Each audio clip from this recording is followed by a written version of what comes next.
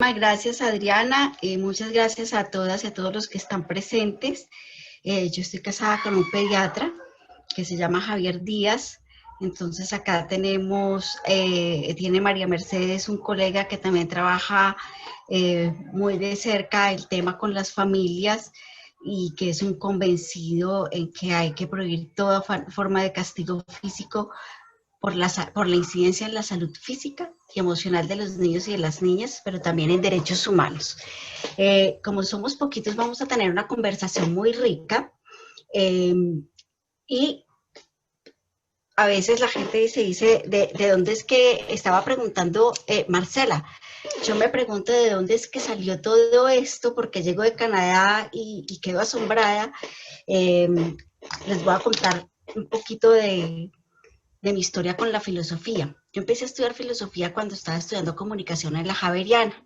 Julio sabrá que la Javeriana, la filosofía es una carrera que se toma muy en serio, es de gente, y los profesores son los doctorados, postdoctorados, van a Roma, o sea, dice uno, por Dios, qué maestros los que tengo acá en filosofía. Y yo me gradué de comunicación y me faltaban 2 semestres de filosofía, y cuando entré a trabajar, eso fue imposible, ir a terminarlos. Pero luego llegué a Pandi y ahí sí dije, termino mis 2 semestres de filosofía, porque además era uno de tesis y otro de 3 materias por ahí que me quedaban. Y llegué a la facultad y les dije, yo quiero hacer una tesis sobre la niñez. Y en la Facultad de Filosofía, que es la más antigua de Colombia y de América Latina, me dijeron, ¿de qué? Niños, niñas, menores de 18 años, 30% de la población colombiana. ¿Y eso qué es y para qué es? Y me decían, no, pero es que, ¿quién le va a dirigir esa tesis? ¿Y sobre qué es? Y le dije, no sé, quiero mirar qué pasó con la niñez en el pensamiento occidental, porque estamos en la inmunda. Y entonces, finalmente una profesora dijo, yo se la dirijo, vamos a ver si le conseguimos lector. En filosofía a uno le puede que uno quedarse sin lector de tesis, o sea, su tesis es tan charra que nadie se la quiere leer y le toca volver a hacer otra. Eh, y cuando me devolví en la filosofía, yo decía, ¿yo dónde vi a los niños en la filosofía? En 4 años de filosofía yo no los recuerdo. Cuando empiezo a leer en Aristóteles que decía que los niños se asemejan a los esclavos, solamente que los varones tienen el potencial de llegar a ser hombres en el futuro. Y yo dije, claro, desde ese entonces los niños son el futuro, no son el presente, porque en el presente, incluso mi mejor amigo que era Aristóteles, recomendaba, por ejemplo, si nacían más de 2 niñas en una misma casa, recomendaba matarlas. Si había un niño con discapacidad, recomendaba matarlo. Eh, y los niños de verdad no tenían absolutamente ningún derecho. El infanticidio desde Aristóteles hasta Colombia en el siglo XIX no solo fue permitido, sino fue promovido y fue recomendado en ciertas ocasiones. Entonces, lo que tenemos hoy en día es el coletazo de siglos y siglos de ausencia de la niñez en el pensamiento occidental. De hecho, hoy en día, y creo que fue ayer que hicieron una encuesta en RCN, ¿está usted de acuerdo en prohibir el castigo físico en contra de los niños y de las niñas? Yo les escribí, en principio la pregunta es antiética. ¿Está usted de acuerdo en prohibir el castigo físico en contra de los periodistas? ¿En contra de las mujeres? Si es sobre otro grupo poblacional que preguntamos, se nos raya el disco. Pero si es en contra de los niños y de las niñas, entonces decimos, no, ahí sí votemos, ahí sí llevémoslo al Congreso. Y es que en su calidad como humanos y en su dignidad como humanos, son entonces nuestros inferiores. De allí viene todo eso.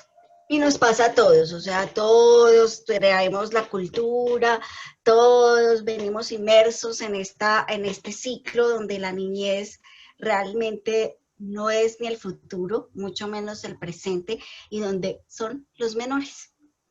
Pero a veces yo siento que cuando uno va develando en su propia familia de dónde es que me vienen las taras, ahí es cuando empieza a trabajar sobre ellas. De hecho, los niños y las niñas hasta el año 2006 no tenían derecho a hablar y a participar en las decisiones que les concernían. Imagínense 25 siglos de historia y no los invitamos a participar ni a hablar. Es como que a uno lo invitan a una fiesta y le dice, pero no toma, no baila y no consigue novio. No, pues ¿para qué me invitó? A eso invitamos a los niños a la historia de Occidente. Y como les damos ese derecho a participar, voy a empezar con los niños y con las niñas y con sus voces. Esta que les voy a mostrar fue una de las muchas experiencias trabajando con niños y con niñas, pero esta fue especialmente linda porque había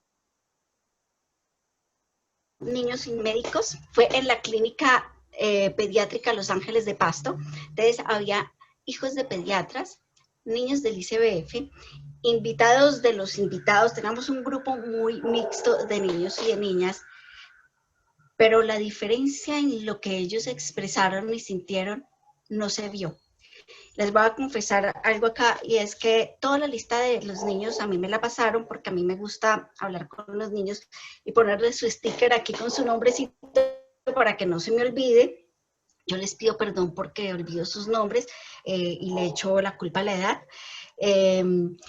Y los chicos se sentaron y dialogaron conmigo, hablamos, todos venían lindos, todos arregladitos, entonces cuando les dice póngase bonito para la visita, todos venían así. Y luego los niños del ICBF tienen que firmar un formato, y entonces una de las organizadoras, voy a decir cuáles son los del ICBF, pero yo no los tengo acá, y le dije, se los voy a señalar en esta hoja, porque ya me he aprendido los nombres, se los señalé, y le dije, vaya y pregúntele si verá. Y fue, me dijo, oiga, si eran los 10 que venían del ICBF, eran estos niños. Me dijo, ¿usted cómo sabía si usted no les preguntó? Yo le dije, mírele los ojos, mírele la tristeza que tienen esos niños y la falta de amor.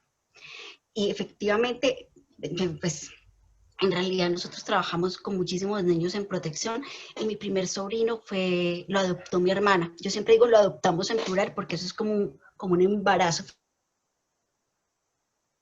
familiar. Y yo le decía a mi hermana, hay que consentirlo más, hay que arrullarlo más, todavía tiene cara de niño abandonado. Y le duró la cara de niño abandonado como un año, y lo consentíamos, y mi hermana dormía con él y yo dormía con él, y lo cargábamos todo el día hasta que le quitamos todo lo que tenía en sus ojos de falta de amor. Pero bueno, ahora sí, dejemos hablar a los niños y a las niñas. Yo les pregunté si ellos conocían niños o niñas a los que les pegaran, y que ese golpe no podía ser que les dejaran ni morados, ni les sacaran sangre, sino pellizcos, estrujones, jalones de pelo, etc. Y entonces yo les dije, ¿por qué esos amigos que les habían contado que los castigaron, los metieron en la alberca, en la ducha, etcétera? ¿Qué habían hecho ellos? Y me dijeron, desobedecer, no hacer tareas, ser maleducada, salirse de clase, esconder malas notas, es que no se ve muy bien porque pues, hacer tareas, romper cosas, pegarle a los compañeros por jugar juegos, me imagino que en el celular, no estudiar, óigame esta tristeza, ser mala niña, ser grosero, ser patán, sacar malas notas. También por no tender la cama, por responder mal, no ir al colegio, por irrespetar, salir sin permiso, volarse con el novio. ¿Alguien de acá se voló con el novio alguna vez? No vayan a decir, no me cuenten esas cosas. Por no organizar la habitación, etc. Luego yo les pregunté que qué les habían hecho a esos niños y qué les habían dicho. Y les dije, les pegan con el cable de la plancha, con un palo, con la escoba, les jalan la patilla, cachetadas, le arrojan lo que encuentren, una piedra, con ortiga y pringamosa, con verbena. ¿Y qué les dicen? Patán, peleón, burro, caballo, gordo, negro, vaca sucia, cabeza hueca, esclava, mentirosa, caremacho. No sirves para nada, inútil, parásito, pendeja, animal, violadores, estúpidos, sálgase de clase, feos. Esas son las cosas con las que los insultan a los niños y a las niñas. y por eso les pegan también por esas cosas que hicieron. Y entonces empecemos con la reflexión de qué tipo de niños son de qué tipo de personas son los niños que les podemos pegar por esas cosas que hacen y a los adultos no. Nosotros, levánteme ahorita la mano el que cuando yo termine esta lista diga yo, jamás en la vida de adulto he hecho nada de esto. Nunca faltamos al trabajo sin justificación, no salimos de la casa sin tender la cama, no nos disipamos en las charlas, en los trabajos, incluyendo esta, no hay nadie por ahí jugando con el celular, nada. Siempre somos los más educaditos, jamás peleamos con nuestra mamá, impensable volarse con un novio, amante, tinieblo, cumplimos todas las leyes y normas, semáforo en amarillo se detiene, no se acelera, la habitación está divina, no hacemos burlas ni hablamos mal de los demás, nuestro trabajo siempre es impecable, cada vez que presentamos un informe en el trabajo nos dicen perfecto, nunca nos lo devuelven. Esto para empezar a reflexionar, y es que a veces no es que los niños y las niñas no nos saquen de quicio, porque los adultos también nos sacan de quicio. ¿Por qué a los niños les pegamos y a los adultos no? Cuando uno se hace esa reflexión y mira a sus hijos, y me faltó en la descripción contar que yo tengo 3 hijos, 2 adolescentes y un niño de 4 años, nunca les he pegado, les he gritado, me he puesto furiosa y me he desconfigurado. También les he pedido perdón, pero tengo 3 hijos, porque es que a veces cuando ven las charlas dicen, ay no, pues es que cuando uno no tiene hijos es que es muy fácil. No, es súper difícil la crianza y mantenerse con buena cordura con los niños. Pero vamos aquí, haciendo gala de la filosofía como para decir que se invirtió la plática por algo, vamos a hacer un silogismo, que es un racionamiento deductivo. Yo les hago una pregunta y ustedes contestan. ¿Todos los seres humanos son personas? Sí. Excelente. ¿Incluso los hinchas de Millonarios? Todos. Sí. Ok. ¿Golpear a las personas está mal? Sí. ¿Esto está mal? Sí. Sí. ¿Los niños son personas? Sí. Sí. Golpear a los niños y a las niñas desde la razón, porque esto es un racionamiento deductivo, no le enseñó también Aristóteles en la lógica. Golpear a los niños y a las niñas en su calidad de persona tendría que estar mal. Y me encanta que muchas de las personas que se presentaron, dos de las cuales dijeron, soy partidaria de prohibir el castigo físico y humillante, porque cuando yo estoy en charlas con muchas personas que no son partidarias de esto, realmente empiezan a decir, caramba, como que va a tener que llegar a la casa a reflexionar un poquito más. Desde la razón, pegarle a los niños y a las niñas está mal. Pero ahora miremoslo desde sus derechos como humanos. Desde hace muy poco realmente dijimos que los niños y las niñas son personas como sujetos de derechos muy poquito tiempo, es decir, que no son propiedad ni del Estado, ni de la familia, ni de nadie. No son como un bien inmueble que usted lo vende, lo canjea, etc. Ya les voy a contar de dónde viene esto de ser persona. Tienen derechos prevalentes, es decir, que valen más que los de los adultos, y esto quiere decir que si en una cama de hospital en un hospital hay una cama, y llega un niño y un adulto, y los dos tienen la misma condición médica, la cama se le debe dar al niño, no al que tenga la prepagada, se le debe dar al niño.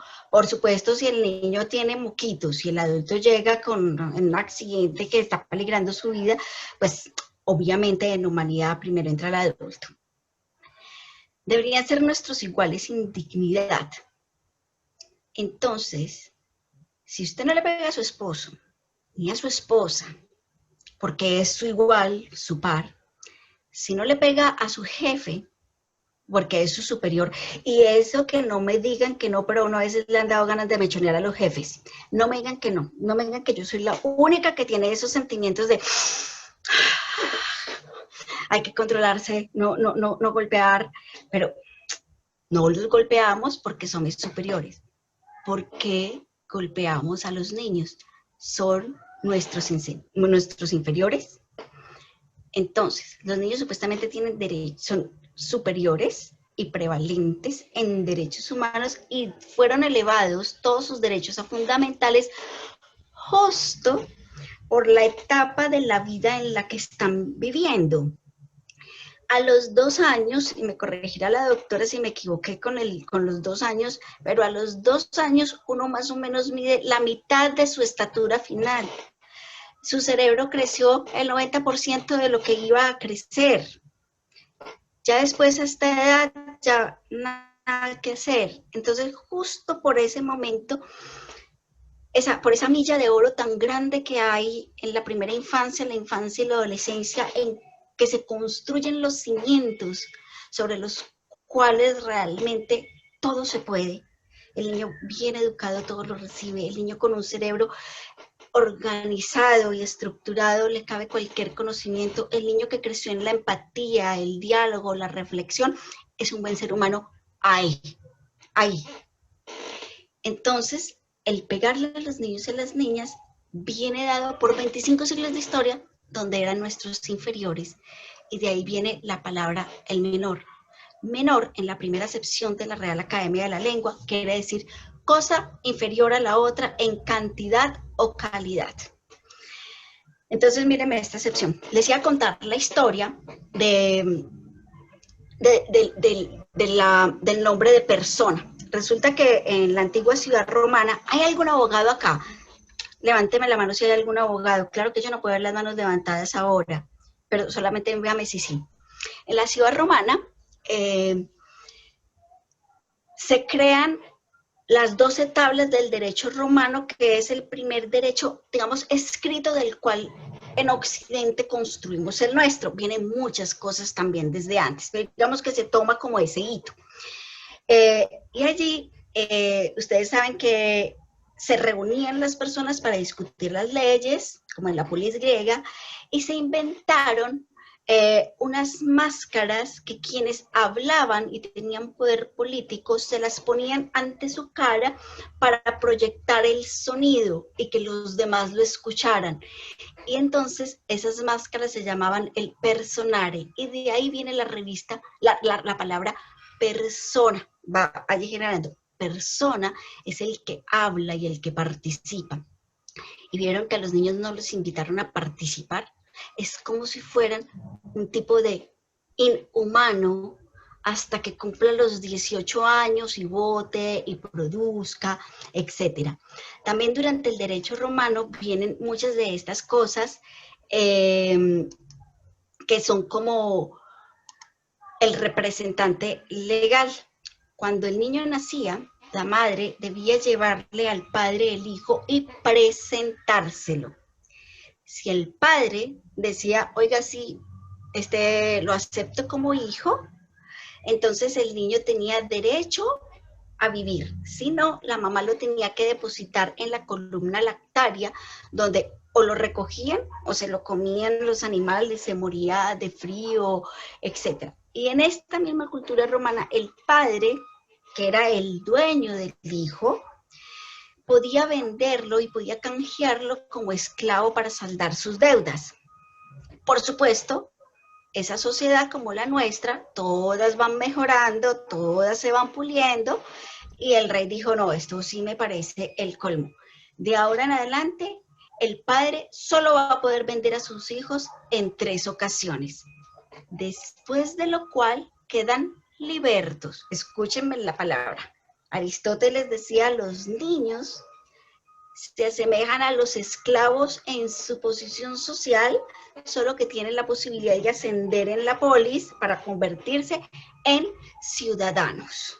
Entonces, Fíjense cómo tenemos un lastre que hemos venido arrastrando en ver a los niños realmente como si no fueran en su calidad y dignidad humana nuestros iguales. Nos cuesta muchísimo trabajo verlos como nuestros iguales. Ahora bien, hay un montón de mitos, acá vamos a pasar uno súper rápido, donde dice, a mí me pegaron y no me pasó nada. La revista Pediatrics, no la cité acá exactamente, pero se las paso ahorita el link cuando estemos en la charlita, para que lo vean. La revista Pediatrics, estas revistas son las importantes, las indexadas, las que revisan las investigaciones, o sea, no son mensajes de WhatsApp, ni nada de esas cosas. Estudió qué le pasaba a aquellos niños que recibían castigo físico y humillante en ausencia de maltrato, o sea, no llegaron a medicina legal, palmadas, encierros, chancla voladora. Y se dio cuenta que tenía más riesgo de sufrir enfermedades cardiovasculares, artritis, obesidad. Yo siempre he dicho, pero por supuesto que tienen más tendencia a sufrir enfermedades cardiovasculares, porque es que les partimos el corazón. O sea, ¿cómo es que mi mamá... O sea, si yo nomás veo cuando regaño a mis hijos los ojos que me ponen, digo, uy, no, qué pecado, perdón, se me fue la mano. ¿Cómo será los que les pegan? Y muchos estudios en psicología, les cité los de Elizabeth Herchoff, porque me encanta la manera tan fácil como ella lo explica. Nos muestra que el castigo físico lo único que hace es producir un incremento de las conductas indeseadas, es decir, las que usted quiere eliminar. ¿Por qué? Usted le prohibiera la fiesta y mis amigas se escapaban por la ventana. ¿Qué le estamos enseñando a los niños y a las niñas cuando los golpeamos? A romper las reglas, pero mintiendo, a engañar. Por ejemplo, los niños que pierden, vieron, por esconder las malas notas les pegan, pero cuando muestran la mala nota, les pegan. Entonces, ¿qué hace el niño que no es bobo? Pues la esconde. Y entonces las esconde todas, para que cuando ya llegue el final del bimestre, pues ya perdí todo, me dieron una sola pela, no me la dieron todos los días que llevaba una mala nota. ¿Qué pasó allí? Rompimos el vínculo de la confianza de, ¿qué te pasó? No estás entendiendo, no estás atendiendo, tienes un problema con el profesor, hay un problema, te están haciendo acoso escolar, no te estás concentrando, tienes problemas para hacer tus deberes académicos como deben organizarse, necesitas ayuda para organizarte, tienes un problema de aprendizaje. Entonces rompemos esa confianza con los niños y con las niñas. También para mí había una de estas consecuencias muy importante que era la reducción de la internalización moral. Entonces, yo le pego al niño y le digo, ¿y usted por qué le pegó a su hermanito? ¿Por qué le pegó al niño en el colegio? Entonces, a través del golpe, te estoy diciendo que no golpees. Pero mi mamá y mi papá, mi abuela, son los que me educan y me dicen cómo comportarme.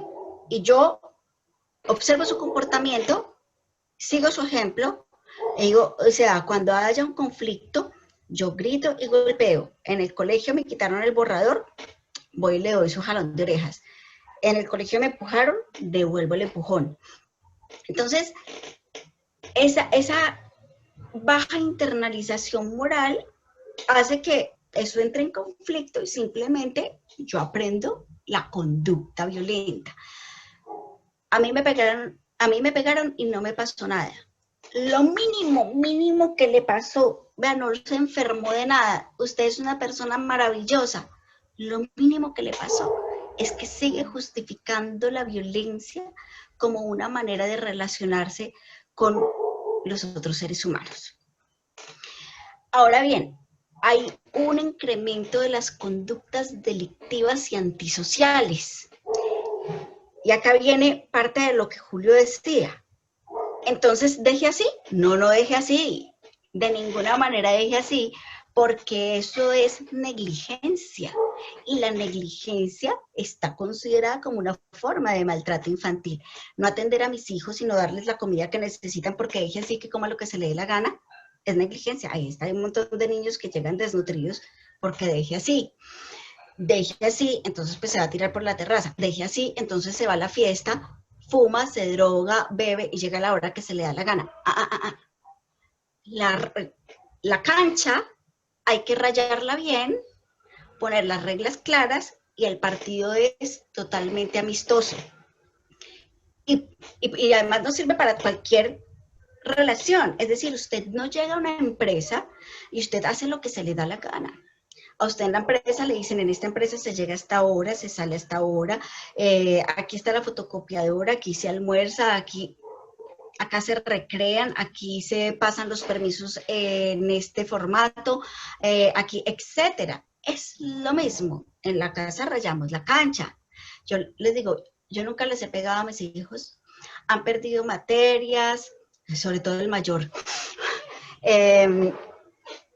Me han desafiado, por supuesto, los adolescentes son desafiantes oposicionales, ya se le debe estar presentando a Julio, ese muchacho de 12 años, a decirle, no estoy de acuerdo contigo, papá. Todo, pero si hay algo a lo que yo le digo a mis hijos, que a todos yo me siento increíblemente orgullosa, eran habitantes de calle. ¿Por qué te fuiste? En mi casa no me quieren. ¿Por qué dices eso? Porque mi mamá me pega, mi mamá me pega. O sea, los niños sienten que no los quieren. Con la Alianza por la Niñez hicimos una encuesta a 936 niños y los niños reportaban lo que les estoy mostrando y que decía la psicóloga que les acaba de mostrar. Hay una afectación en su salud mental y lo que más les genera es tristeza, les genera ganas de morirse en ausencia de maltrato. Y a mí me sorprendió muchísimo un 8% que decía, ya no siento nada. Esos son los que ya les importa un pepino. A mi cuñada le pegaron. Y entonces ella me decía, ella estaba muy impactada con todo el proyecto de ley, decía, total, yo así me sentía, etcétera. Y ella me dijo, pero yo llegué, ahí me importa un pepino. Entonces, no me dejaban ir a ninguna fiesta, pero para nada, ni hasta las 10 de la noche, pues, ni con mi papá ahí sentado. Entonces, si me iba a la fiesta y me duraba un ratico, me pegaban. Entonces, lo que decidí fue escaparme, porque no me iban a dar permiso. Entonces, yo sabía que ya la escapada me iban a pegar. Si llegaba a las 12, me pegaban. Si llegaba a la 1, me pegaban. Si llegaba a las 2, me pegaban. Entonces, llegaba a las 5 de la mañana y borracha. Así, ni me daba cuenta que me pegaron. Lo que generó fue un incremento de la conducta indeseada, la mentira, la bebida, el cigarrillo, y encima todo eso es con todas las de la ley. Llega a las 5 de la mañana para que tuvieran infarto en la casa.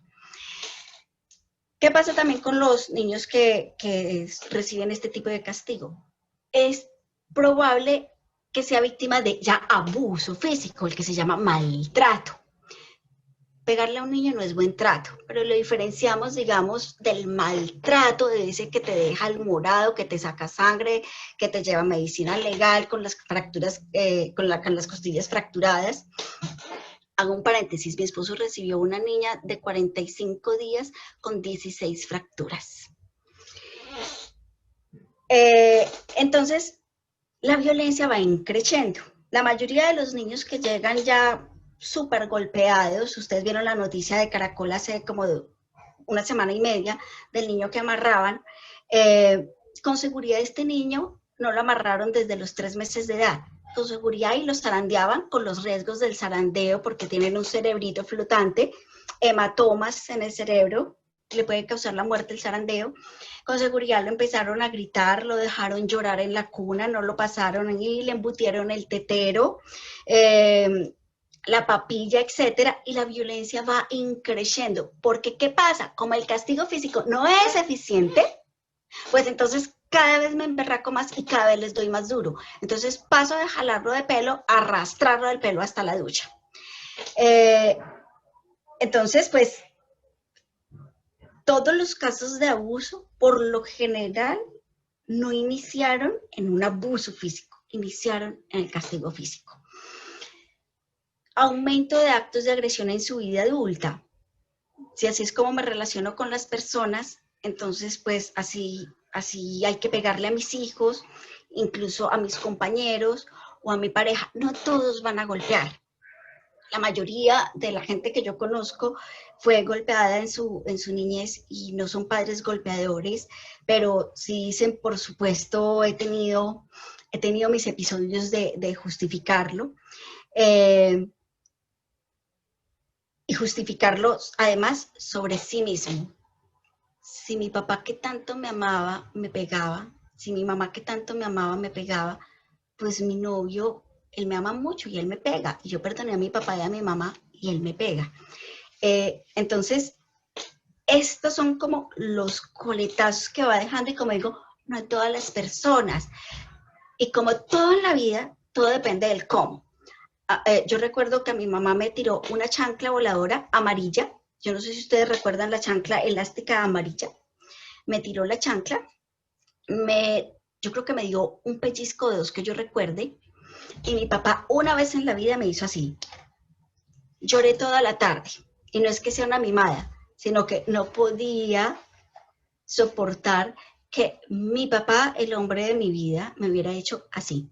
Solamente así, es que yo creo que ni lo sentí, porque hay gente que dice, no, pero es que no es para causarle dolor, no es para sacarle un morado, no, es que eso se deja en el alma. Una niña en Guatemala, en un taller, ella participó en las maras salvadoreñas y de todo Centroamérica, y me decía, a mí me han violado, a mí me han pegado, a mí me han acuchillado, pero yo lo único que no puedo borrar de mi alma es que mi mamá me dijo que yo hubiera preferido abortarme. Eso es lo que sienten los niños, que no los quieren. Yo le pregunté a mi cuñada, a ellos, ¿tú qué sentías cuando te pasaba eso? Y dice que yo sentía que no me querían. Y vieran que mis suegros son padres súper amorosos, comprometidos, pero lo que sintieron sus hijos fue, no me querían. Y tienen excelente relación. No se quebró todo.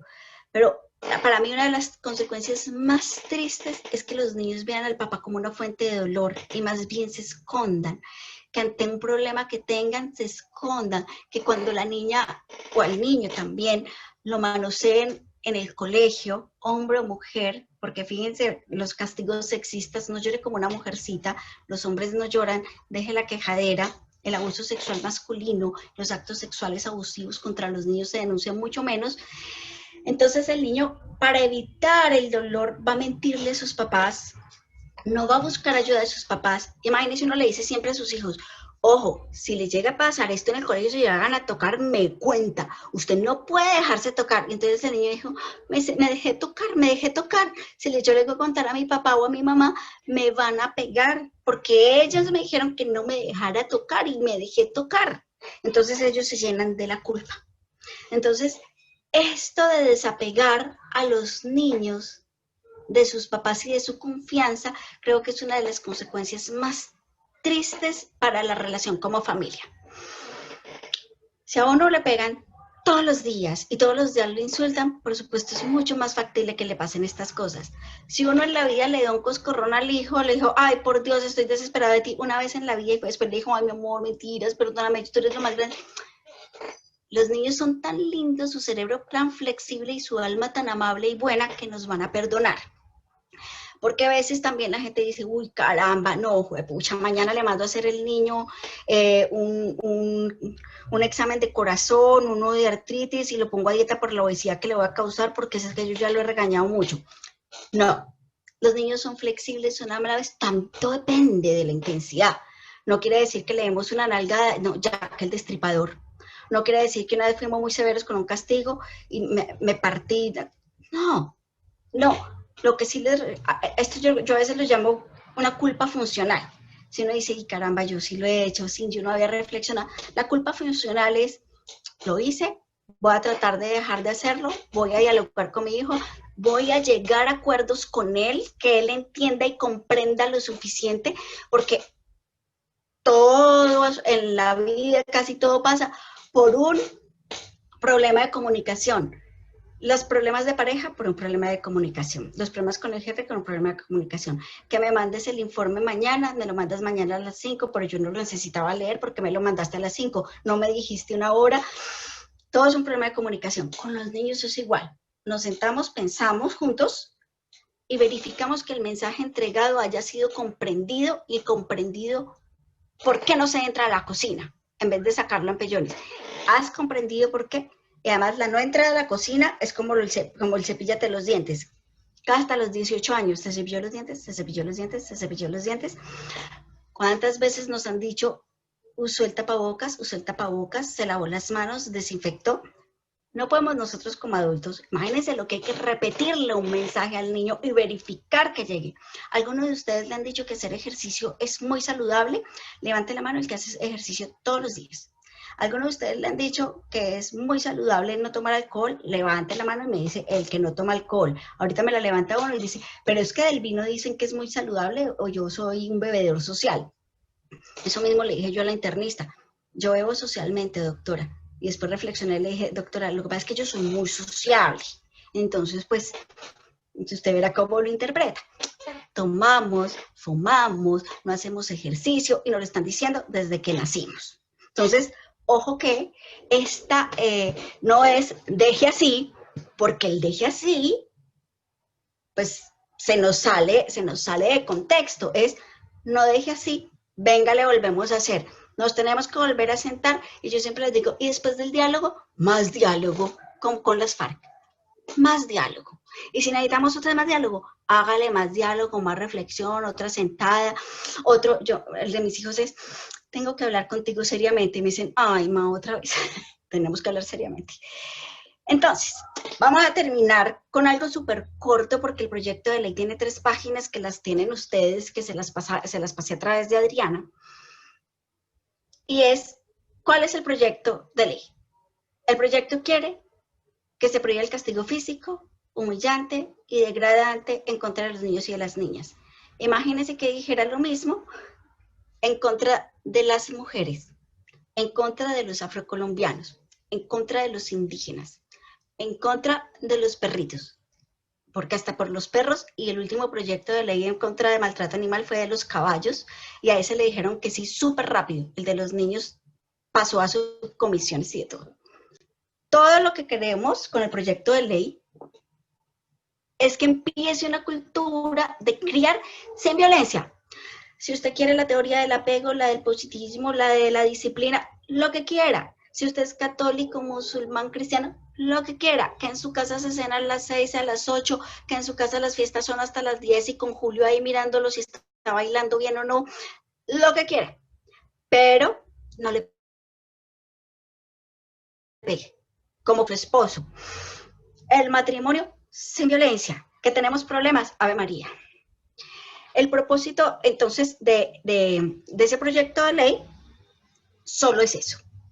Y castigo físico es cualquier fuerza física que pretenda causar algún grado de dolor o incomodidad. Pelearon mucho en el Senado y en la Cámara por la incomodidad. Y se quitó la palabra, incluso creo que en la última subcomisión, algún grado de incomodidad. Y yo decía, bueno, entonces la próxima vez yo sí puedo poner a un congresista con un diccionario en la cabeza, 15 minutos ahí parado para que aprenda a hablar bien. Les podemos poner el diccionario, sí los podemos poner en una posición incómoda, en cuclillas, hacer 20 cuclillas, al esposo no, al senador no. Pero bueno, con que no les peguen, vamos cambiando la cultura. ¿Qué otra cosa quiere modificar el proyecto de ley? Este artículo del Código Civil que ustedes ven allí, porque dice que los padres tienen derecho a corregir a sus hijos y sancionarlos moderadamente. ¿Qué pasó con el moderadamente? Hace como 2 meses, la Corte dijo que un padre había hecho uso de este artículo del Código Civil sancionando moderadamente a su hija y le dejó un hematoma en la espalda, que fue a medicina legal. El hematoma, la verdad yo no tengo ni idea con qué fuerza le tendría que dar, pero el hematoma medía todo lo que mide o sea, la mano se veía marcada toda, y en la foto el hematoma era así como el arco iris, morado con verde, con rojo. le tuvo que haber dado muy duro. Y la corte dijo que el padre había usado el castigo para sancionarlo moderadamente. ¿Cómo se portaba esa niña? Le estaba pegando al papá, se había tirado por tercera vez el año, y no me digan que un niño que por tercera vez pierde un año, algo le pasa emocionalmente, en su capacidad de aprendizaje, algo está pasando a su alrededor. No es normal la repitencia, no es normal. Lo normal es que los niños, con sus desafíos, sus retos, sus posibilidades, algunos más en algunas cosas y más talento para otras, pasen los años. Cuando un niño pierde un año, algo está pasando al alrededor. 3 veces perdió el año. Le está devolviendo los golpes al papá. ¿Qué niño le devuelve los golpes al papá? El papá le planta semejante manazo. Eso no fue la primera vez. Tenían una relación poco confiable, amable, de poco apego entre ellos. Y nunca se corrigió. El proyecto de ley lo único que dice es corregirlos, excluyendo cualquier forma de violencia, garantizando su desarrollo armónico e integral. Entonces mucha gente dice, es que le van a decir a los papás cómo criar y los hijos ahora van a decir que el Estado los educa. No, no, no. Los padres tendrán la facultad de vigilar su conducta y corregirlos, excluyendo cualquier tipo de violencia. Y finalmente, el proyecto lo que dice es, creamos una estrategia pedagógica intersectorial para entregar a los padres que deseen, a los que se les recomiende, herramientas para que puedan criar a sus hijos y comprender las etapas de desarrollo de sus hijos, los terribles dos, que a mí me parecieron siempre los maravillosos dos, la aborrecencia que le dicen unos que a mí me parece maravillosos los adolescentes, que me sacan la piedra así, no crean que yo soy perfecta, ay, no, no, me falta la aureola. No, por supuesto que no. A veces yo los miro y digo, no me hable. O le digo a mi esposo, Javier, amárreme, amárreme. Entonces lo que se dice es, críenlos en libertad, en autonomía familiar, pero excluyan la violencia. ¿De qué nos sirve excluir la violencia desde la cuna? Los países que tienen una ley como esta y que tienen un proyecto pedagógico, que es un proyecto pedagógico de 40 años, figuran en la ONU, y ustedes pueden buscar indicadores de la ONU de bienestar social, como los mejores países para ser niño o niña, también para ser mujer, y también son los países con mayor bienestar social, es decir, donde la equidad nos cobija a todos, porque un país que no es violento es un país donde los seres humanos son empáticos desde la cuna, son constructivos desde la cuna, y eso nos obliga a mirarnos como sociedad y a percibir que cuando todos estamos bien en el entorno, vamos a construir. Hace muy poco leí una frase, no sé de quién es, no me la voy a atribuir y la voy a parafrasear, y son dos. Una decía, cría hijos que no tengan que reponerse de su infancia, y la otra decía, este era un dicho africano, algo así como que los niños que no son cuidados y amados en su tribu, cuando crezcan la van a incendiar para recibir de ella el calor que les faltó. Nada más cierto que ellos. Los niños que no sienten amor, que no sienten afecto, que se sientan despreciados, son niños que después, no todos, pero por lo menos los que lo han vivido de manera muy constante, además no todo el mundo es igual de resiliente. Después, ¿qué le vamos a pedir que nos devuelva como sociedad y como padres y como madres? Esto es, digamos, todo lo que tenía para compartirles el día de hoy, así como muy breve la presentación de por qué prohibir el castigo físico y humillante. Y por supuesto, los que quieran participar y tener sus preguntas, charlas, reflexiones, son bienvenidos. Jimena, muchísimas gracias por todas las claridades que nos haces, por todos los elementos que nos das. Y como decíamos, es un conversatorio, entonces seguramente todos tenemos dudas, inquietudes, o de pronto queremos algún tip. Es importante tener en cuenta que esta ley no es punitiva, o sea, es pedagógica. Aquí no hay castigo, No es si le doy el chancletazo me van a llevar a la cárcel o al niño se lo va a llevar el ICBF. No, esos son los caballitos de batalla, pero eso no va a pasar. Es un proyecto de ley netamente pedagógico que lo que busca es ir año a año generando estrategias y cambiando paradigmas en las familias, de manera tal que poco a poco empecemos a ser menos violentos desde la cuna y empecemos, como dice Jimena, a darle la posibilidad a una nueva generación de seres empáticos que no estén tan lastimados. Entonces, les damos la palabra.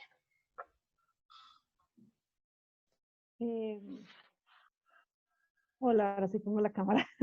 Marcela, dale.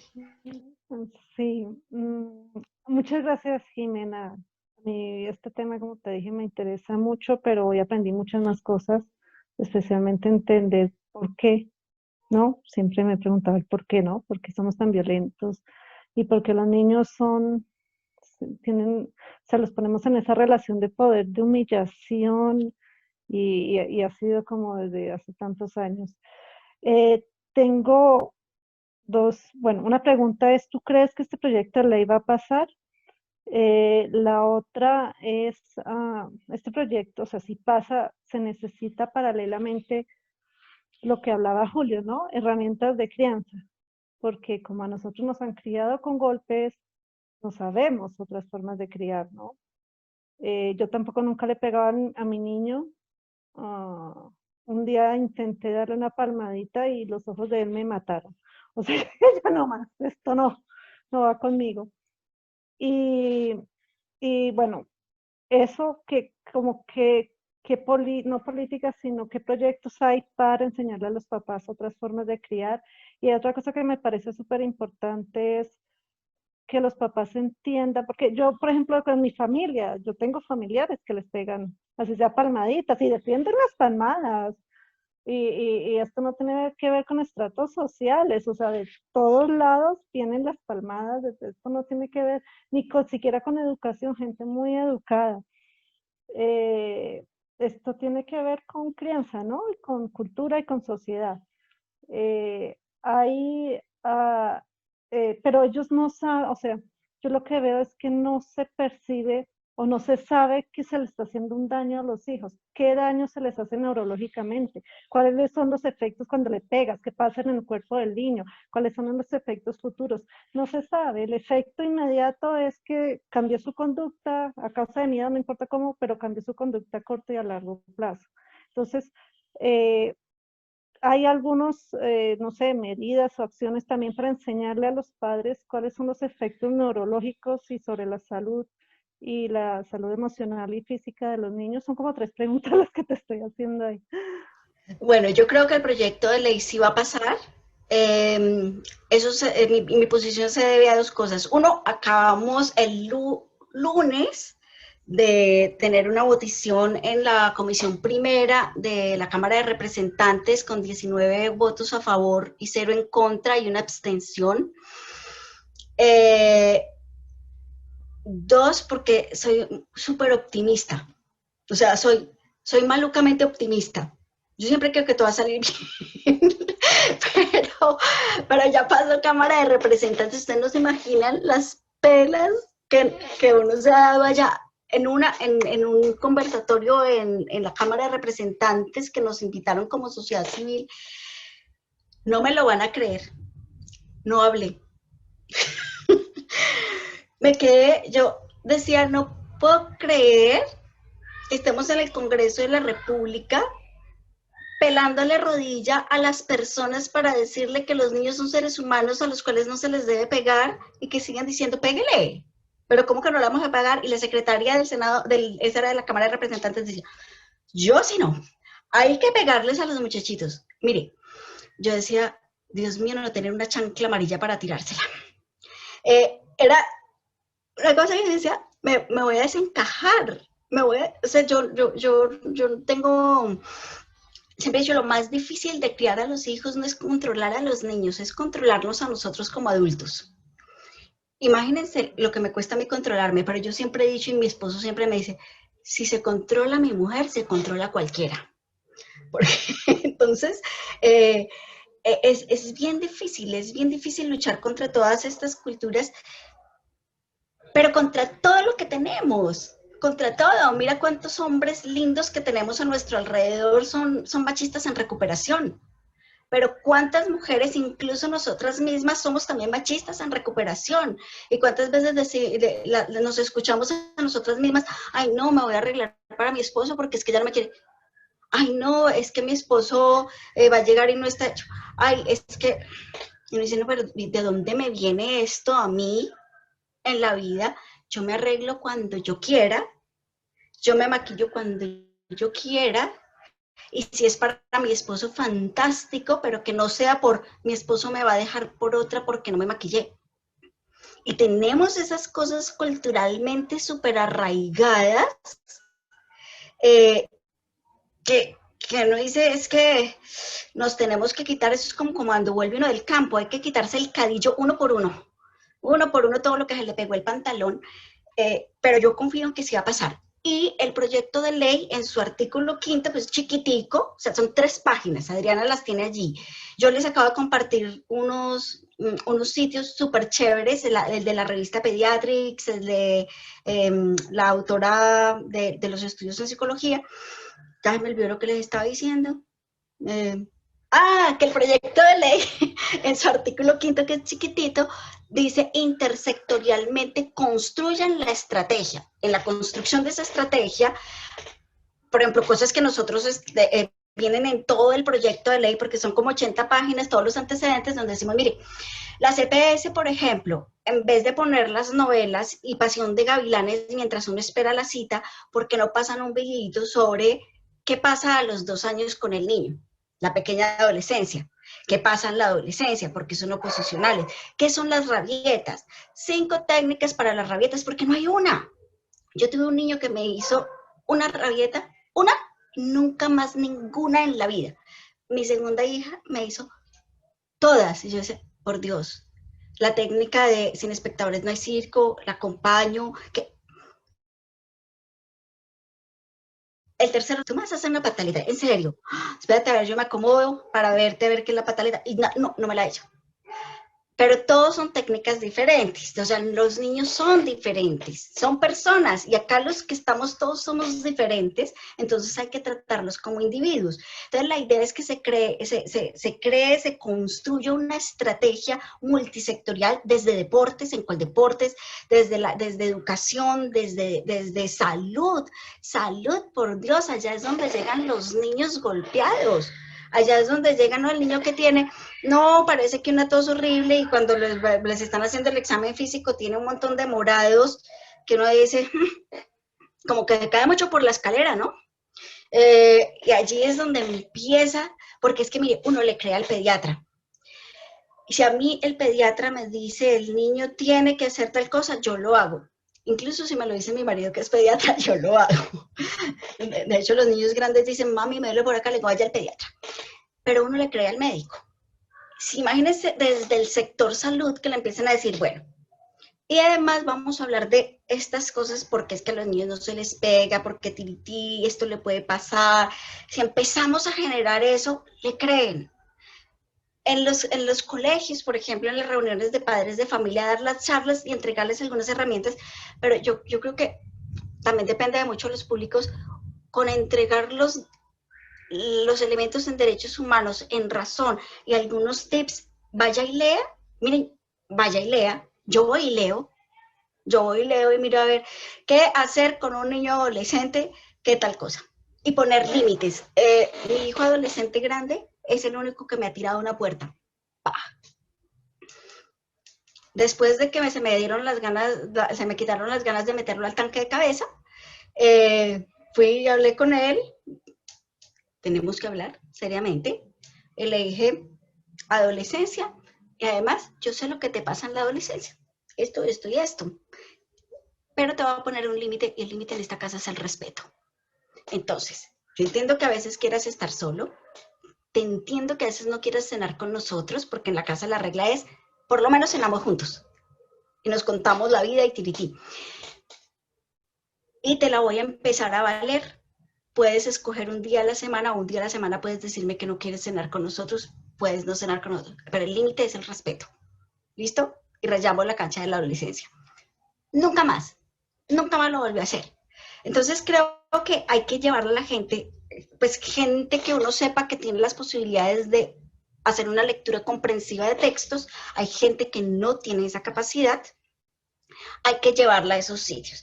Las otras personas debe tratar de llevarlas a los talleres que espero que se diseñen dentro de la estrategia de construcción, talleres gratuitos para familias, gratuitos, para que la gente comprenda, hombres y mujeres, por ejemplo, el poder del hombre. A mí me encanta que Julio esté acá, porque es que casi siempre estos temas son de las mujeres y yo veo cómo para los niños el papá es tan importante, es una figura tan importante que uno dice la mamá, claro, la mamá mientras tiene la teta, pero una vez uno empieza a destetar esa figura del papá se levanta de el papá cuidador, el papá amoroso, el papá que yo digo, uy, por Dios, me va a desbancar este papá con eso, como se alza de lindo con el niño. Entonces me encanta, por ejemplo, trabajar con los hombres en nuevas masculinidades, en que el padre se involucre. ¿Saben quién es la que golpea más? La mamá. ¿Saben cuál golpea más? ¿La mamá madre soltera o la mamá acompañada? ¿Qué me responde? Está bien, les responde. Yo pensaba que la mamá madre soltera golpeaba más y golpeaba más la madre acompañada. Y yo sé por qué. Porque yo soy mamá trabajadora, madre de 3, etcétera, y entonces mientras frito los huevos, hago el webinar, el proyecto de ley, etcétera, y donde llega mi esposo y me diga, ¿y a qué te ayudo? Digo, ¿ves la lucita que está ahí? Es para botar a la basura. Entonces, cuando uno está solo, sabe que todo lo tiene que hacer uno solo. Cuando está acompañado, está esperando que el otro haga con uno, que vaya, que mientras yo hago esto, alista el pelado, lo en pijama, cuelga por aquí, tirití. Y entonces cuando está acompañado, las mamás tendemos a desquitarnos con el niño, la venganza para que el otro la escuche. Pero es que no me va a ayudar, pero no ve que yo estoy tan ocupada y usted encima todo con esa berraca tarea hace 3 horas, le estoy diciendo que repita la plana a ver si el papá se mosquea y hace algo. Y el chino es el que paga los platos. Y las mamás somos las de las decisiones impopulares. Y el papá dice, ay, pendejadas de su mamá, usted ya sabe cómo es hecha. Entonces, cuando padre y madre se involucran en la crianza, todo fluye mucho mejor para los niños. La madre que se está divorciando y encima de todo le echa las culpas al niño. Entonces, hay muchas cosas en las que trabajar que esperamos que la estrategia las construya muy bien y que logren realmente hacerla intersectorial como la ley lo propone. Los niños no son de educación, no son del sector salud, no son del ICBF. Los niños tienen que ser, lo que le pasa a los niños es multicausal. Entonces tenemos que trabajar en todos los sectores por los niños y las niñas. Y el hecho de que la ley no sea solo pedagógica, ¿funcionaría? Ahí les mandé un link de el tomo 2 de la encuesta nacional de demografía y salud, donde el 85% de los hogares dice que en esa casa alguien golpea o tiene castigos físicos humillantes, los encierra. Mira, de los que más le duele a los niños, los ignoran, etc. ¿Tú te imaginas el 85% de los papás uno sancionándolos? O sea, hay momentos en que se necesita es trabajar en el cambio cultural. Por eso las estrategias ahorita, Suecia, que es el país, ahí también les mandé el link de donde empieza la iniciativa. Suecia, que tiene ahorita la iniciativa mundial, dijo, nosotros hicimos la estrategia 40 años pedagógica y ahorita nos toca reiniciarla porque empiezan a llegar muchos migrantes que vienen de unos países donde el castigo físico está bien y nos toca volver a iniciar. No podemos dejar de hacerlo ya en 40 años y la están volviendo a iniciar. Entonces, yo creo que el derecho penal no se hizo para prevenir, se hizo para castigar. Lo que estamos buscando es una acción positiva de la ley, porque mucha gente dice, ¿eso para qué? Es una acción positiva del derecho, se llama así, acciones positivas. Recontra cobijamos a un grupo al que se vulnera mucho. ¿Qué acciones positivas hay, por ejemplo, con la mujer? ¿El homicidio está permitido? No. ¿Está penalizado para todos los seres humanos? Sí. Pero se hace una acción positiva de blindar más a la mujer y se sanciona peor el feminicidio. Esta es una acción positiva del derecho para proteger doblemente a los niños y a las niñas. Ok, bueno, muchas gracias. Pues, Vale, me Marcela. encantaría seguir preguntándote cosas, pero doy lugar a... Pero no. Deben haber más preguntas interesantes. Jimenita, hay una pregunta en el chat de Sandra. Dice, quisiera saber si dentro del proyecto de ley existe algún tipo de artículo que contemple la rehabilitación física y emocional tanto del niño como de la familia que produzcan reconciliación y sanidad interior en ambas partes. Yo creo que si el lineamiento del artículo 5 queda bien construido y bien hecho, cuando se apoya a las familias, inmediatamente empiezan a sanar a los hijos. Yo creo que el poder sanador más grande que un niño o una niña puede encontrar, por supuesto, si es castigo físico, ya si es maltrato, abuso sexual, etcétera, son sus papás y sus mamás. Yo le he pedido perdón a mis hijos por haberlos gritado, por haberlos sancionado de manera... Yo no les he castigado así como se encierran, ni nada, pero me pongo de un mamón, de un cantaletoso, así como que digo yo, uy, no, pobrecito mi marido. Y voy y me siento con ellos y les digo, yo no debía hablarte así, yo no le hablo así a ningún otro ser humano, menos debía haberlo hecho contigo, quiero pedirte perdón. Y ya estoy lista para que hablemos, tú estás listo para hablar, me perdonas, lo abrazo. Digo, no debí hacerlo. Los ojos con los que me miran de admiración, además de, mi mamá me pidió perdón a mí. O sea, mi mamá está a mi nivel, claro que estoy a tu nivel, estoy por debajo de ti, porque te lastimé y yo no debí lastimarte, no quería causarte ningún dolor y quiero que me perdones. ¿Me perdonas? Sí, mami, tranquila, no, dime que me perdonas. Ven, abracémonos y pídeme perdón porque si no me puedo ir a dormir, porque es que yo le digo a mis hijos, cuando ustedes se caían, todo el chiquito se cae, pero a ustedes no les pasa que cuando van en bicicleta o se caen o se pegan, a ustedes les duele así como que siente uno el punzón en el estómago. Ay, güey, madre, entre esa bicicleta le dije que no le quitara las rueditas. ¿Usted por qué le quita las rueditas al niño? Ese mismo dolor lo siento cuando los he regañado mucho y les veo su cara como, mi mamá no me quiere. Yo digo, no, mira, me duele el corazón, me duele la panza por haberte regañado así. ¿Y qué hacen mis hijos? Me perdonan, me dicen que tranquila, no mamá, es que no, yo sí tampoco es que me porté bien. Ven, ¿cómo? Volvamos a rayar la cancha juntos, ¿vale? Por ejemplo, una vez regañé a mi hija, terrible, la primera vez que salía, en el conjunto cerrado, todo, y me dijo que era una fiesta al lado, y yo no le dije a qué horas volver. Y cuando volvió, manos en jarra, 1,46 metros, manos en jarra. Como dice mi marido, tiemblo. Y la regañé y me dice, mamá, ¿cuándo me diste la hora? Y yo, nunca. Bueno, de ahora en adelante ya sabes que la hora. Yo le decía, pucha, te regañé por algo que no te dije, que no te expliqué suficiente y que no te pregunté, ¿entendiste el mensaje? ¿Qué es lo que quise decir? Ahora lo hago con mi tercer hijo, tercer ensayo, les recomiendo que tengan 3, el tercero todo va súper rápido. Si hago el ensayo de, ¿qué entendiste, Juan Francisco, con no entrar a la cocina? ¿Hasta dónde puedes estar? ¿Qué es lo que pasa si entras a la cocina? Ok, ya. Mensaje entregado, verificado, y muchas veces no ha comprendido del todo. Entonces uno lo regaña por mensajes no comprendidos. ¿Cuántas veces ustedes no pelean con sus maridos por mensajes no comprendidos? Ay, qué belleza de chaqueta.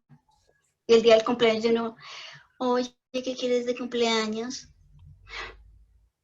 Llevo 6 meses pasando al frente de esa chaqueta diciendo que qué belleza de chaqueta. ¡Ay, la querías! Mensaje no entregado con claridad. Yo creo que con los niños, perdón Julio, voy a hacer algo totalmente machista, es como con los hombres. Los hombres tienen pensamiento concreto, qué linda chaqueta, qué linda chaqueta. Los niños, qué linda chaqueta es. Quiero que me compres esa chaqueta de cumpleaños y no me vas a preguntar qué quieres de cumpleaños. Esa chaqueta. talla S. ¿Listo? Con los niños es así. Es pensamiento concreto, concreto.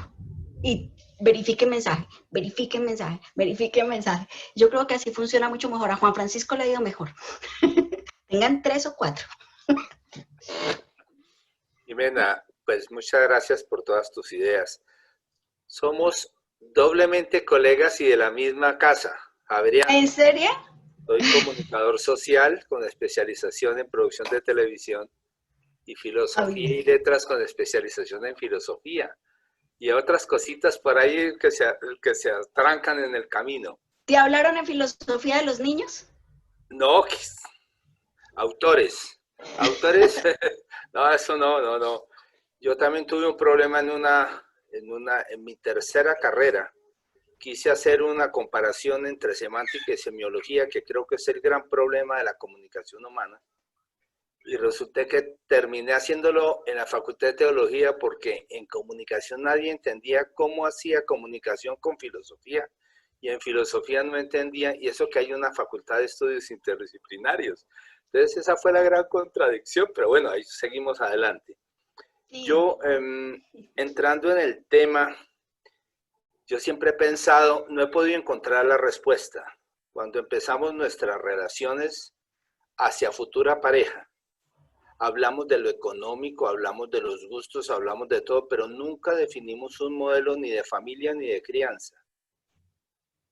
Entonces, al no hablar, esos son de esos temas no hablados, pero supuestos. Eso como que cuando toque, ahí vamos mirando, echando a pique se aprende, pero es a costa de alguien más.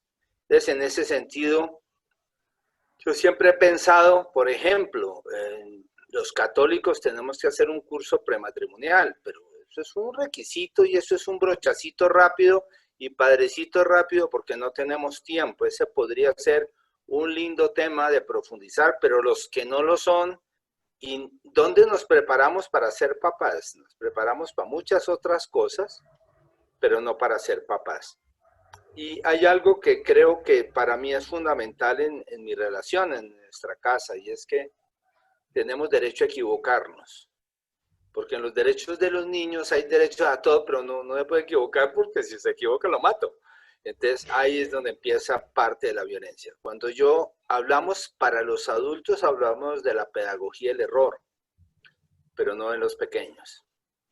O sea, ellos tienen que acertar. Entonces los entrenamos para que nos digan lo que queremos oír para darles permiso. Y entonces los entrenamos para darle gusto, pero nunca para expresar lo que verdaderamente pienso y siento. Entonces, en ese entrenamiento, yo no he podido encontrar cuál podría ser la estructura para poder que las personas se preparen para ser papás, porque nos preparamos para todo, y en donde podamos nosotros, al juntarse dos parejas, son dos subculturas, de modelo de crianza, de modelo de comunicación, de gustos, de disgustos, de afinidades, desafinidades, pero ahí como que nos vamos poniendo de acuerdo, muchas veces nos quedamos callados como para evitar el conflicto, y es donde viene el conflicto. Entonces, me encantaría en algún momento, pues poder echar un poco borrador, ¿qué podemos hacer para que esta sociedad se prepare de alguna forma para eso a lo cual no nos preparamos, que es para ser papás? Traer un hijo a la vida es muy fácil, es cuestión de un ratito y ya, pero al mundo, pero no a la vida. ¿Cómo traerlo a la vida, a la verdadera vida, y donde pueda tener todas sus posibilidades de desarrollo? Pero entonces este es un tema que sigo elaborando y no he podido encontrar respuesta. Me encantaría alguna respuesta. Si tiene la fórmula, se te escucha. No, yo no tengo la fórmula, Julio. Te recomiendo otros 2 hijos, lo vas construyendo mejor. Yo creo que esto es una construcción conjunta que no puede tener ninguna fórmula porque cada niño es un individuo tan diferente a otro que cada niño en este acompañamiento que le hacemos también nos va enseñando cómo hacerlo. Pero sí creo que debemos empezar por una sociedad donde los principios y los derechos de los niños y de las niñas realmente no sean letra muerta, con ellos. Yo creo que hay que construir con ellos y con ellas.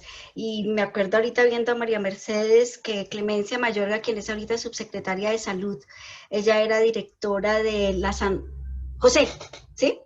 Y le hizo una encuesta a los niños de la clínica San José o San Rafael. De San Rafael. De San Rafael. Y le hizo, ella es una super pediatra de derechos de los niños y todo, y le hizo una encuesta a los niños y a las niñas a ver cómo les había ido. Y se dio cuenta que nadie les había preguntado su nombre, que nadie les hablaba a ellos, que no sabían quién era su pediatra, porque no se presentaron, porque los pediatras le hablan al papá y no al niño, como si los niños tuvieran una discapacidad cognitiva severa, porque incluso los niños con discapacidad te entienden muy bien, a menos de que pues tengan una discapacidad ya pues severa. Los niños no sabían de qué estaban enfermitos, y ella decía, desde acá, decía, es que nosotros en la facultad de medicina y luego en pediatría, nuestra materia prima son los niños y las niñas, nunca nos enseñaron los derechos de los niños y de las niñas. En todo campo los ignoramos, los profesores hacemos currículos sin los niños y las niñas. Y las familias a veces también parece que hacemos familia sin los niños y las niñas. Y tomamos decisiones sin ellas, y caminos sin ellos, sin ellas, y los regañamos sin contar con ellos, y ponemos las sanciones sin contar con ellos. Yo en mi casa aplico verdad, justicia y reparación. Entonces, siempre, la verdad le será más barata, porque yo la conozco. Y de hecho me dicen, ay, mi mamá es bruja. Yo sé lo que pasó. Muchas veces finjo porque no sé lo que pasó. Entonces, cuénteme la verdad. Entonces, por un ejemplo, mi hijo Nicolás, el grande, le dañó la tarea a mi hija Mariana. Cuénteme qué pasó. Le sale más barato, Nicolás. Le dañó la tarea. ¿Qué es lo justo que debemos hacer y qué es la reparación? Entonces, Nicolás le ayudó a Mariana a hacer de nuevo la tarea porque eran esas formas, en esas hojas que le dan preformateadas en el colegio. Entonces, Nico, toca hacer la hoja. Mariana la hace. Y tú le escribes la nota a la profesora diciendo que le dañaste la tarea a Mariana en esa hoja del colegio y que la tuvieron que pasar acá. Nunca más le dañó ninguna tarea. No lo castigué, no lo encerré, no lo nada. Pero me tuve que salir de la pieza porque es que Nicolás molestaba mucho a Mariana. Culi cagado. Déjame en paz la niña. Pero yo creo que hay que construir con los niños, así como hay que hacer pediatría con los niños, docencia con los niños, psicología con los niños y con las niñas. Hay que hacer familia con ellos y escucharlos. Hay una cosa bien interesante que tiene este proyecto de ley en términos de pedagogía, y es que abre la posibilidad de ampliar algo que ya se viene trabajando, no de la mejor manera, pero por lo menos ya se abrió la puerta, que es desde los lineamientos del MEN, que son las escuelas de padres, que se supone que mínimo debe haber 2 en el primer semestre y 2 en el segundo semestre. Entonces ahí ya hay una puertica entreabierta un poquitico, sí, hay muchas quejas, los papás dicen no, porque es que las escuelas de padres son para regañarme, y efectivamente pasa mucho eso, pero con el proyecto de ley y toda esta estrategia pedagógica, entonces se establecen las alianzas con todos los ministerios y empieza a darse línea sobre los temas que es adecuado abordar en esos espacios. Y desde ahí se empieza a construir, pero no solamente se empieza a construir con los niños, con las familias, ¿no? Se empieza a construir en todos los niveles. Entonces la escuela de padres tiene que tener adjunta la escuela de maestros, pero también hay que trabajar con los niños, tiene que ser a todos los niveles, y hay que trabajar con los servidores públicos, y hay que trabajar con todo el mundo. Por eso los países que han implementado las estrategias pedagógicas llevan 40 años y ahorita están volviendo a empezar. Porque esto genera una dinámica de transformación permanente. Entonces, ¿cuál es la oportunidad del proyecto? Que las personas de la sociedad civil podamos ser veedores del proceso, ¿sí? Veedores de un lado para que se cumpla, pero por otro, para que corresponda a lo que realmente hay que hacer. Aquí no... levantó mucha ampolla y entonces todo el mundo pensó que el ICBF se iba a llevar a los niños, que no va a pasar, o sea, no tiene dónde meterlos, ni le interesa llevarse a los niños, eso dejémoslo claro. Y como dice Jimena, pues entonces que metemos al 80%, al 80% de las familias colombianas a la cárcel que le dio un chancletazo al chino. Entonces, por ahí no es el camino. Pero sí en esas estrategias pedagógicas.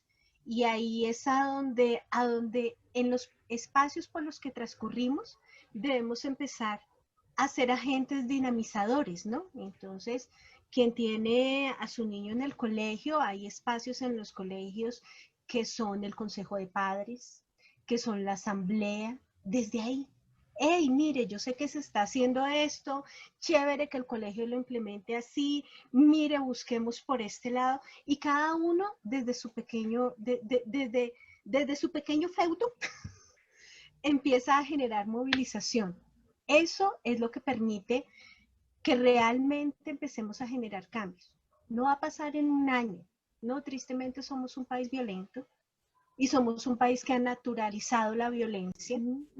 Y entonces si uno empieza desde esos pequeños espacios a movilizarse, la acción pedagógica no corresponde solo a esos talleres o a esos espacios que se van a tomar de forma gratuita, sino a que cada quien que va conociendo y que sabe qué es la estrategia, la empiece a generar y pueda propiciar una dinámica de onda.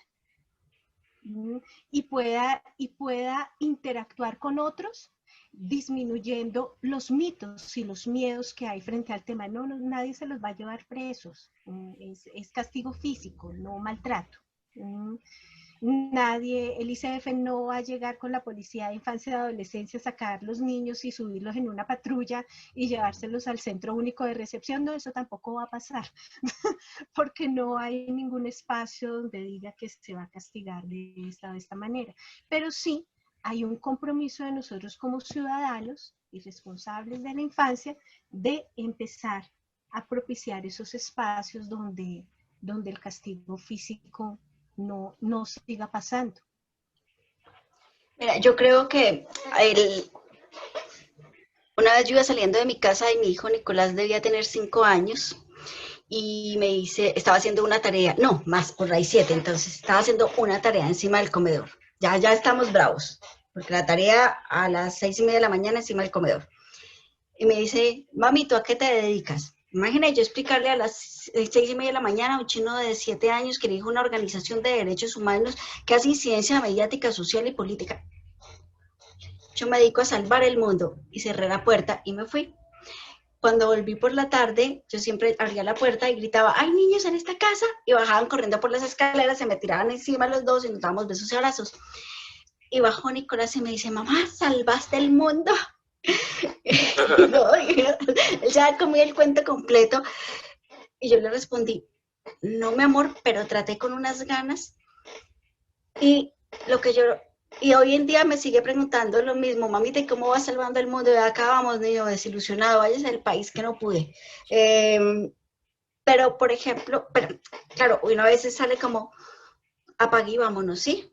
Cuando uno llega de Tumaco, de Corinto, Toribío, uno dice, delete, control al delete a Colombia total, o sea, ya no hay nada que hacer. Pero cuando estamos en estos espacios, mire, si a mí alguien acá me dijera, pero solamente con intuirlo, que una dice, oiga, ¿sabe qué? Yo creo que lo va a hacer caso a esta vieja y no le voy a dar ni un chancletazo a mi chino. Con eso tengo para la semana, porque es una familia nueva. Y ese niño va a tener una familia nueva. Vamos a empezar la transformación. Entonces yo ya me conformo con tocar de a uno, con un niño que me diga, con un niño de los proyectos que me diga, señor, para mí esto significó tal cosa, llego con esto. Y por eso, por ejemplo, yo a Adriana le dije, yo te paso mi presentación, yo les paso los links, yo les paso todo, compártalo, repártalo, hagan lo que quieran. Con uno, que por esta reunión incida en otro o en sí mismo y el niño no sea golpeado y logre la participación de su hijo en su propia crianza, con amor y con respeto en su dignidad. Con eso me siento feliz y le digo que por favor me enseñe otros consejitos, que Juan Francisco es el que más me saca la piedra de todos mis hijos y es el más chiquito y ha sido el más loco de todos. Bueno, Jimena, yo te quería pues dar muchas gracias por por tu presentación, muy interesante. Me gusta mucho la pasión con la que haces esto. Sí, gracias. Quería de pronto hacer como, no sé si ustedes han visto una campaña que lleva ya varios años, se llama Chile crece contigo. Chile nos lleva años luz en esto de prohibir, pero también de darle herramientas a los padres. Y me encanta porque es que lo hacen en comerciales que han sido hechos con asesoría de personal de salud que conoce, de ese pedacito que sí conoce, por psicólogos infantiles de esos que sí saben también la importancia. Y es bellísimo porque aplica la empatía con los padres. Lo que ustedes dicen es cierto, pues no se trata de llevarlos a la cárcel. Pero por otro lado me pregunto, ¿qué tan tibios podemos ser? Si permitimos una palmadita, un pao pao o no lo permitimos. Obviamente, mi respuesta es no, pero entiendo que no se les puede mandar la bomba así porque vamos a ser rechazados. Y lo principal es que, porque eventualmente no le den un golpazo ni un pellizco en la calle, porque en la calle alguien va a decir, oiga, está cometiendo un delito, pero en casa sí. Y lo que queremos es que no pase en casa. Entonces, educarlos para que llegue a una gran cantidad. A mí me encantan esas campañas de Chile crece contigo. Yo vi muchas cuando empecé en este camino y es un camino, son hermosas, me encantan, son claras, son para todo el mundo. O sea, no requieren como de saber mucho del cerebro ni de nada, porque cuando uno ve el estudio de Pediatrics y las intervenciones de la doctora Nadine sobre el cortisol, eso es una cosa bellísima. Pero los todo el mundo médicos, sí, eso de no que... le gusta esto y le aburre eso. Y a mí, pues si a mí me pegaron y soy profesional, soy médico, soy especialista. Yo hice una encuesta, así pues no formal, con mis residentes. Cada vez que iba rotando residentes, ¿hay que pegarle a los niños? Sí. Y son pediatras en formación, con mis compañeros. Sí, claro. Hay que no, maltratarlos, no, golpiza, no. Pero sí hay que corregirlos, golpeándolos. Entonces yo le decía a una de mis residentes, ¿qué sentirías tú si tu novio te hace así? ¿Te dejó un morado? No. Si te dice así, ay, tan bobita. ¿Te hizo algo? No, pero te está humillando, te está afectando el alma. Imagínate con un niño no lo podemos transgredir, pero entonces, ¿cómo más les enseñamos? Por supuesto, la cuestión es que no tenemos las herramientas, no nos la dieron, porque la crianza que recibimos es así. Y sentimos que estamos traicionando a nuestros padres al no hacer lo mismo que ellos. Entonces, es como traicionar esa crianza. Si ellos me criaron así y yo digo que eso está mal, estoy traicionándolos a ellos, que me dieron la vida, que dieron todo por mí. Y pues hay que empezar a cambiar ese chip. Es difícil. El padre que fue castigado físicamente, humillado, golpeado, le queda muy difícil no hacerlo con sus hijos. Le queda muy, muy difícil y es un trabajo muy arduo y lo logran. Por ejemplo, en mi caso, les comparto, con mi esposo fue muy difícil y nunca jamás le ha pegado ni le ha levantado la mano a nuestro hijo, pero él me decía, a mí me hubieran acabado a palo, donde yo hubiera hecho esto. Yo decía, mira, agradezcamos, estamos cambiando la historia, estamos modificando la historia de esta familia. Ya esta familia, de aquí en adelante, no va a ser igual de lo que venía siendo. Y después, ya, claro, le cambió el chip, pero súper bien. Él decía, pero no entiendo cómo, o sea, ni siquiera un pao, ni siquiera esto.